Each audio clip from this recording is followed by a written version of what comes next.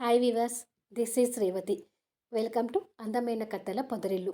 మంచి మనసులు 58th part వినిపించబోతున్నాను. అప్పటికే ఇద్దరి మధ్య ఫోన్స్ లేక 3 రోజులు పూర్తయ్యాయి. దివ్య వంశీకి ఫోన్ చేయలేక, వంశీని చూడకుండా ఉండలేక తనలో తను బాధపడుతుంటుంది. ఇక్కడ వంశీ పరిస్థితి కూడా అలాగే ఉంటుంది. వంశీ ఆఫీస్లో కూర్చొని సిస్టంలో ఆ రోజు దివ్య ముగ్గు పెడుతున్న వీడియో చూస్తూ, దివ్యని డైరెక్ట్గా చూడలేకపోయినా ఈ విధంగానైనా చూస్తున్నాను, కానీ దివ్యకు ఆ అవకాశం కూడా లేదు. నా గురించి తను బెంగ పెట్టుకుంటుండాలి అనుకుంటుండగానే దివ్య దగ్గర నుంచి కాల్ వస్తుంటుంది. వంశీ ఆశగా ఫోన్ లిఫ్ట్ చేసి హలో అంటాడు. సారీ వంశీ గారు, మీరు బిజీగా ఉంటారని చెప్పినా కూడా ఫోన్ చేయకుండా ఉండలేకపోయాను. మీ గొంతు విని ఇప్పటికే 3 రోజులైంది, ఇక ఉండలేక ఫోన్ చేశాను అని అంటుంది. వంశీ ఓ పక్క బాధపడుతూ, మరో పక్క ముభావంగా ఉన్నట్టు నటిస్తూ, ఏంటో చెప్పు అంటాడు.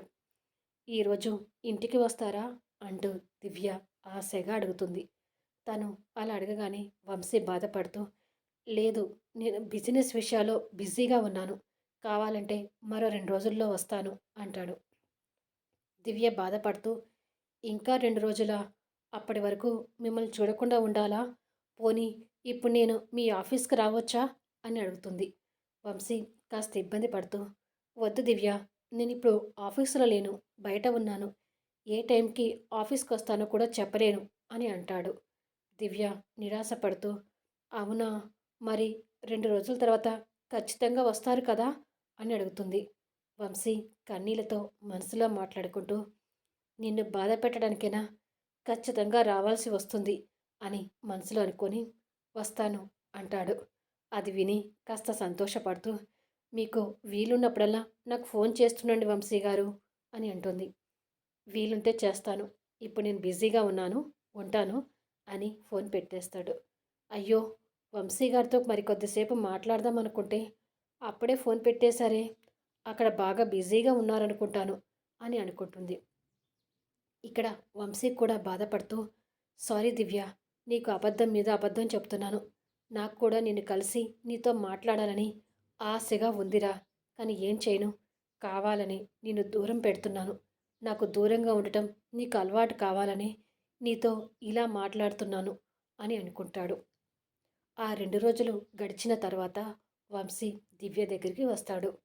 వంశీ మాటలకు దివ్య బాధపడుతూ, ఏంటి వంశీ గారు మీరనేది, నా కారణంగా డిస్టర్బ్ అవుతున్నారా అని అడుగుతుంది. వంశీ తనకు మొహం చూపించి మాట్లాడలేక తనకి వెన్నుముఖంగా తిరిగి, అవును దివ్య, ఈ మధ్య నీకు బాగా దగ్గరై నా ఎంజాయ్మెంట్ లైఫ్కి దూరం అవుతున్నాను. నా గర్ల్ ఫ్రెండ్తో కాసేపు సరదాగా గడుపుదామనుకుంటే నువ్వే ఎక్కువగా గుర్తొస్తున్నావు.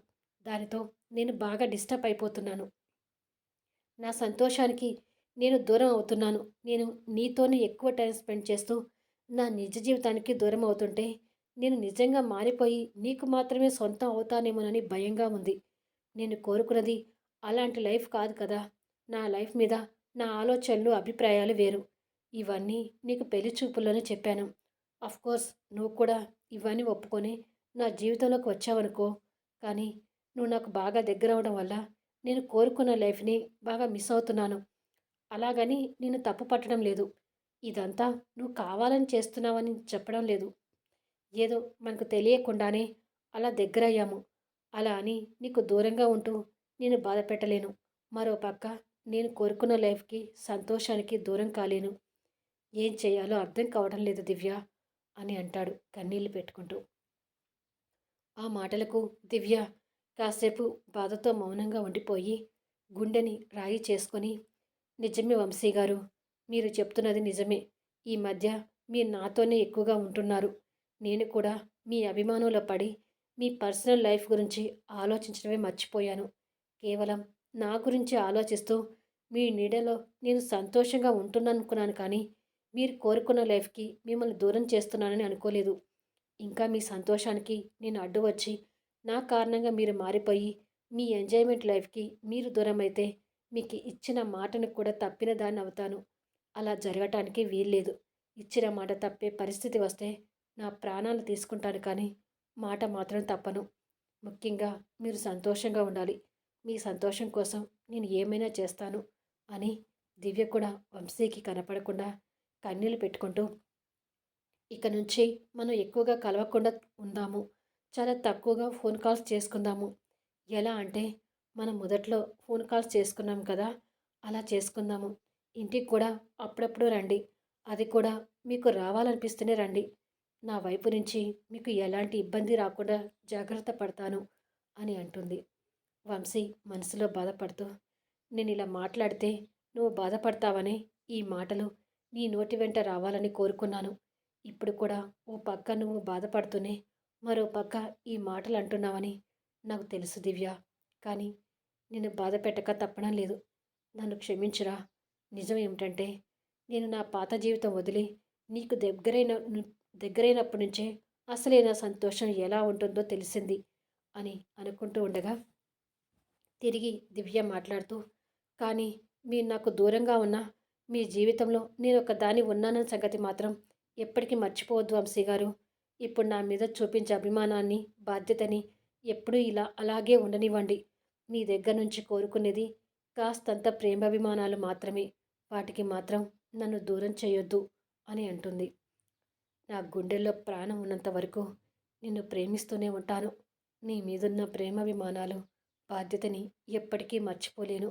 కాకపోతే ఇవి మర్చిపోతున్నట్టుగా ముందు ముందు నీ దగ్గర నటించాల్సి వస్తుంది అని మనసులో అనుకొని కన్నీళ్లు తుడుచుకొని దివ్యకి ఎదురుగా వచ్చి ప్రేమగా తన చేతులు పట్టుకొని, నేను ఇలా మాట్లాడి నిన్ను బాధ పెడుతున్నాను కదా అంటాడు. నా బాధ గురించి వదిలేను వంశీ గారు. ఇప్పుడైనా మీ మనసులో ఉన్న విషయాన్ని బయటపెట్టి మిమ్మల్ని సంతోషంగా ఉంచాల్సిన నా బాధ్యతను, మీకు నేను ఇచ్చిన మాటని మరోసారి గుర్తు చేశారు. లేకపోతే నేను అనుక్షణం మీతోనే ఉండాలని కోరుకుంటూ మీ సంతోషాన్ని దూరం చేసేదాన్ని. దాంతో మీరు చాలా బాధపడాల్సి వచ్చేది. నేను ఇచ్చిన మాటను కూడా తప్పాల్సి వచ్చేది. అలా జరగకుండా మీ మనసులో ఉన్న బాధని బయటపెట్టి మంచి పని చేశారు. మీ పెదవుల మీద ఉండే చిరునవ్వు ఎప్పటికీ చెదిరిపోకుండా మీరు సంతోషంగా ఉండాలి అంటుంది. చూడు దివ్య, మరొక మాట. నేను దూరం అవుతున్నానని నువ్వు బెంగ పెట్టుకుంటూ కూర్చోవద్దు. నువ్వు అలా ఉంటే నేను మళ్ళీ నీ గురించి ఆలోచించాల్సి వస్తుంది. నేను దూరంగా ఉన్నా అది తట్టుకొని నిలబడగలిగే మానసిక ధైర్యాన్ని తెచ్చుకో. అప్పుడే నీ విషయంలో కూడా నేను సంతోషంగా ఉంటాను అంటాడు వంశీ. దివ్య తలదించుకొని, అలాగే వంశీ గారు అని అంటుంది. వంశీ దివ్య తలను ప్రేమగా నిమిరి, వెళ్ళి వస్తాను అని అంటాడు. సరే అన్నట్టుగా దివ్య తల ఊపుతుంది. వంశీ కన్నీళ్లతో బయటకు వచ్చి కార్ స్టార్ట్ చేస్తాడు. దివ్య అక్కడే కింద కూర్చొని పోయి కన్నీళ్లు పెట్టుకుంటూ, నేను మిమ్మల్ని చూడకుండా ఎలా ఉండాలి వంశీ గారు? అసలు మీతో మాట్లాడకుండా నా మనసు ఊరుకుంటుందా? మిమ్మల్ని చూడకుండా మీతో మాట్లాడకుండా ఉండాలంటే అది నాకు నరకంగా ఉంటుందని ఈ 5 రోజుల్లోనే తెలిసింది అని అనుకొని తిరిగి ఆలోచించుకుంటూ తనే సమాధానపరుచుకుంటూ, తప్పదు, ఇచ్చిన మాట నిలబెట్టుకోవాలంటే నేను ఈ నరకం అనుభవించక తప్పదు. ఆయన సంతోషం కోసం ఎంతటి బాధనైనా తట్టుకుంటాను. వంశీ గారు అన్నట్టు నేను మానసికంగా కృంగిపోకుండా ధైర్యంగా ఉండాలి. లేకపోతే వంశీ గారు నా గురించి ఆలోచిస్తూ ఆయన కోరుకున్న లైఫ్కి దూరం అవుతారు. ఆయన సంతోషానికి నేను ఎప్పుడు అడ్డు కాకూడదు అని అనుకుంటుంది. వంశీ కార్ డ్రైవింగ్ చేసుకుంటూ వెళ్తూ, నేను మాట్లాడిన మాటలు నిన్ను బాధ పెడుతుంటాయని నాకు తెలుసు దివ్య. నన్ను చూడకుండా ఉండలేక, నాతో మాట్లాడలేక నువ్వు ఎంత క్షోభ అనుభవిస్తున్నావో నేను అర్థం చేసుకోగలుగుతాను. కానీ ఏం చేయను, నీ ప్రాణాలు కాపాడుకోవాలంటే నిన్ను బాధ పెట్టక తప్పడం లేదు అని అనుకుంటాడు. ఇలా ఇద్దరు తమ గుండె లోతుల్లో ప్రేమను దాగిపెట్టుకొని బాధపడుతూ ఒకరికొకరు చూడాలనిపిస్తున్న ఆ కోరికను చంపుకుంటుంటారు. ఇలా వారం రోజులు గడుస్తాయి. ఒకరోజు వంశీ రోజులాగే ఆఫీస్లో కూర్చొని ఆ రోజు దివ్య ముగ్గు పెట్టే సీసీ ఫుటేజ్ని చూడాలని సిస్టమ్ ఆన్ చేసి చెక్ చేస్తుంటే ఆ రోజు దివ్య వాకిట్లో ముగ్గు పెట్టడానికి బయటికి వచ్చినట్టు కనిపించదు. ఫుటేజ్లో దివ్య కనిపించకపోయేసరికి వంశీ కాస్త కంగారు పడుతూ, దివ్య ఈరోజు బయటికి రాలేదేంటి? నిన్న షాప్ నుండి ఇంటికి వచ్చేది చూశాను. తిరిగి ఎక్కడికైనా వెళ్ళిందా? అయినా ఆ పిచ్చిదానికి ఎవరున్నారని వెళ్తుంది? నేను తప్ప తనకి ఎవరూ లేరు. ఇప్పుడు నేను కూడా దూరం అవుతున్నాను. ఇంతకీ దివ్య బయటికి ఎందుకు రాలేదు అని అనుకొని సుమతికి కాల్ చేసి దివ్య గురించి అడుగుతాడు. నేను చూసి వచ్చి నీకు కాల్ చేస్తాను వంశీ అని అంటుంది సుమతి. వంశీ సుమతి ఫోన్ కోసం టెన్షన్ పడుతూ ఎదురు చూస్తుంటాడు. కొద్దిసేపటికి సుమతి ఫోన్ చేసి, దివ్యకి బాగా జ్వరంగా ఉంది వంశీ, పాపం బెడ్ మీద నుంచి కూడా లేచే పరిస్థితిలో లేదు అని అంటుంది. ఓ గాడ్, నేను డాక్టర్ని పంపిస్తాను, డాక్టర్ వచ్చే వరకు కొంచెం దివ్యకు తోడుగా ఉండు సుమతి అని చెప్పి కంగారు పడుతూ వెంటనే డాక్టర్కి ఫోన్ చేస్తుంటాడు. డాక్టర్ దివ్యని చెక్ చేసి టాబ్లెట్స్ ఇస్తూ, ఈ టాబ్లెట్స్ వాడితే ఈ జ్వరం తగ్గిపోతుంది, ఇవి వేసుకొని రెస్ట్ తీసుకోమ్మా అని చెప్పి డాక్టర్ వెళ్ళిపోతాడు. దివ్య అక్కడ ఉన్న సుమతి వైపు చూస్తూ, డాక్టర్ గారిని ఎవరు రమ్మని చెప్పారు సుమతి అని అడుగుతుంది. నీకు జ్వరంగా ఉండటం చూసి నేనే డాక్టర్ గారికి ఫోన్ చేశాను, ముందు టాబ్లెట్స్ వేసుకో, జ్వరం తగ్గుతుంది అంటూ వాటర్ బాటిల్ అందిస్తుంది సుమతి. దివ్య టాబ్లెట్ వేసుకొని థ్యాంక్స్ సుమతి అని చెప్తుంది. ఈ మాత్రానికే థ్యాంక్స్ ఎందుకు అన్నట్టు, నీకేమైనా కావాలంటే నేను చేసి పెడతాను, నువ్వు పూర్తిగా రెస్ట్ తీసుకో, టాబ్లెట్ వేసుకోవడం మర్చిపోకు అంటుంది. దివ్య కొంచెం బాధపడుతూ, మర్చిపోన్లే, ఎందుకంటే నా హెల్త్ విషయంలో నిర్లక్ష్యం ఉండని వంశీ గారికి మాట ఇచ్చాను, ఇచ్చిన మాట నిలబెట్టుకోవడం కోసమైనా నేను టాబ్లెట్స్ వేసుకుంటాను అని అంటుంది.